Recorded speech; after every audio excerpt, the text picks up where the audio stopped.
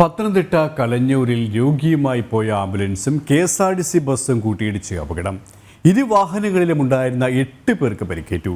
Pathanamthitta general ആശുപത്രിയിൽ നിന്നും രോഗിയുമായി പോയ ആംബുലൻസാണ് അപകടത്തിൽപ്പെട്ടത്.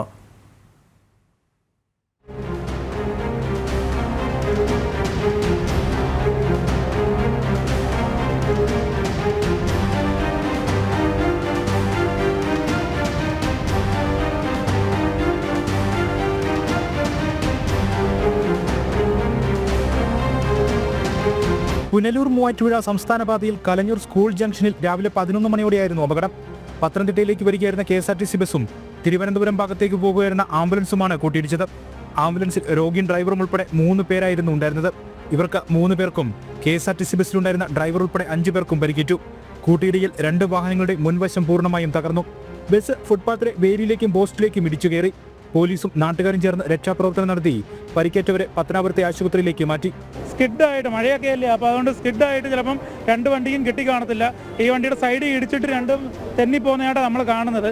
അപ്പോൾ ആ ഇടിയുടെ ആഘാതത്തിൽ പുറകിരുന്ന രോഗിയുടെ കൂടെ ഇരുന്ന സ്ത്രീ ആംബുലൻസിൽ നിന്ന് തെറിച്ച് പുറത്തോട്ട് വീഴുന്ന കണ്ടായിരുന്നു.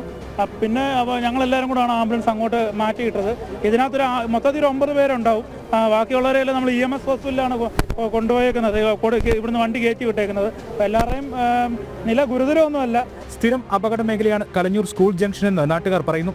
റോഡിന്റെ അശാസ്ത്രീയ നിർമ്മാണവും ഈ ഭാഗത്തെ വളവുമാണ് അപകടക്കിണിയായി മാറുന്നതെന്ന് നാട്ടുകാർ പറയുന്നു. സിഗ്നൽ ലൈറ്റ് ഇല്ല, ഒരു ബ്രേക്കർ ഇവിടെ വെച്ചിട്ടില്ല. അപ്പം പലതരത്തിലും പരിശോധിച്ച് കഴിഞ്ഞാൽ റോഡിന്റെ വളവും ഈ സ്കൂളിന്റെ സ്ഥിതിയും ഒക്കെ പരിശോധിച്ച് കഴിഞ്ഞാൽ സ്ഥിരമായിട്ട് അപകടം ഉണ്ടാകുന്നതിന് പ്രധാന കാരണം റോഡിന്റെ അശാസ്ത്രീയമായിട്ടുള്ള നിർമ്മാണമാണ്. അപകടത്തിൽപ്പെട്ട 2 വാഹനങ്ങളും ക്രെയിൻ ഉപയോഗിച്ച് സ്ഥലത്തു നിന്ന് മാറ്റി.